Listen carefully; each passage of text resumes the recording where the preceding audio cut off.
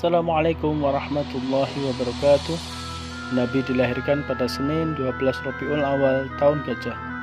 Tahun ketika Abraha al-Ashram memerangi Ka'bah dan menghancurkan Ka'bah. Tetapi ia gagal. Abraha dan pasukannya dihancurkan Allah Subhanahu wa taala dan dijadikan sebagai tanda kekuasaannya bagi umat manusia, sebagaimana terangkum dalam surah Al-Fil. Di saat usia 6 tahun, ibu beliau yang bernama Siti Aminah wafat. Kemudian ia berpindah diasuh oleh kakeknya Abdul Muthalib sampai pada masa wafat kakeknya, yang mana pada saat itu beliau genap berumur 8 tahun, dan selanjutnya pamannya mengurus, yaitu Abu Thalib, yang tersohor dengan karismatiknya di kalangan kaum Quraisy. Mulai usia 12 tahun beliau telah menemani pamannya berdagang ke Syam. Tetapi di tengah perjalanan beliau bertemu dengan seorang rahib Nasrani yang bernama Bakhira.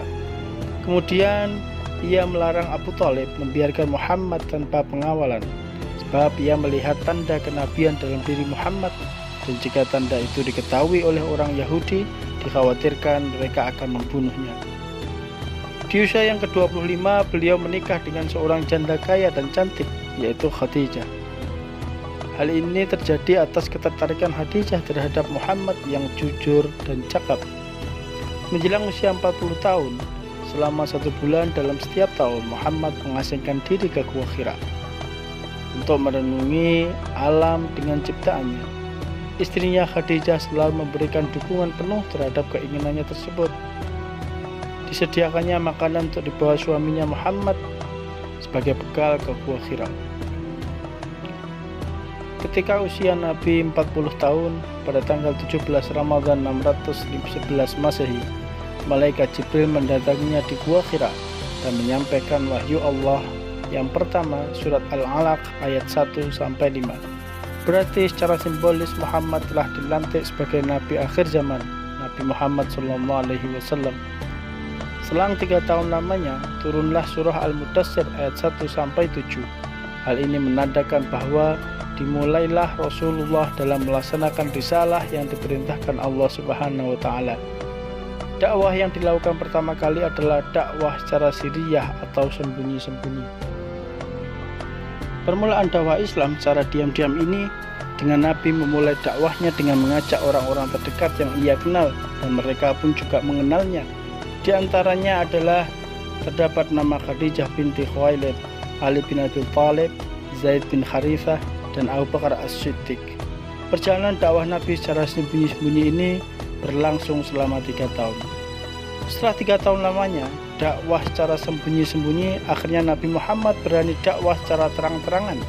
Langkah pertama yang dia lakukan adalah dengan mengundang kerabat dekat beliau seperti Bani Hashim dan beberapa orang Bani Al-Muthalib bin Al-Manaf.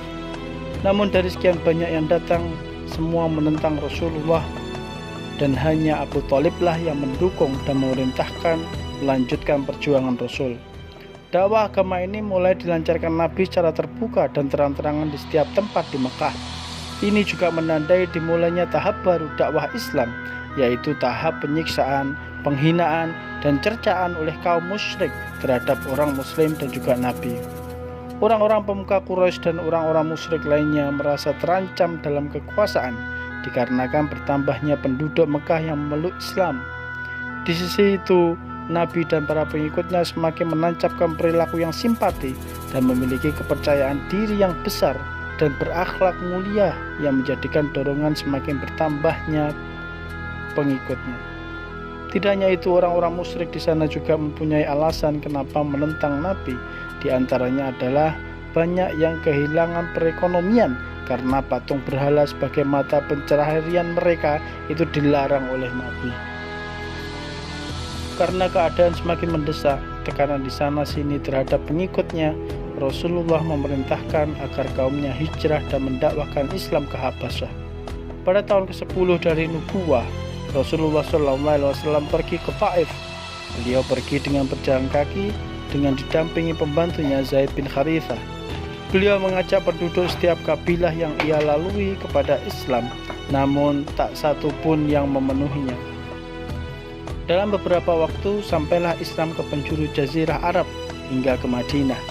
Islam di Madinah disambut baik oleh penduduknya. Dakwah Islam berhasil di bumi Yathrib ini, yang membuat semua ketentuan Allah semakin bercahaya dan bersinar.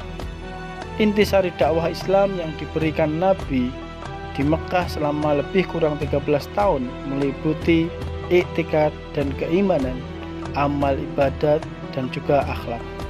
Rasulullah memberikan pendidikan dan pengajaran selama di Mekah ialah pendidikan keagamaan dan akhlak, serta menganjurkan kepada manusia supaya mempergunakan akal pikirannya, memperhatikan kejadian manusia, hewan, tumbuh-tumbuhan, dan alam semesta sebagai anjuran pendidikan akliyah dan ilmiah.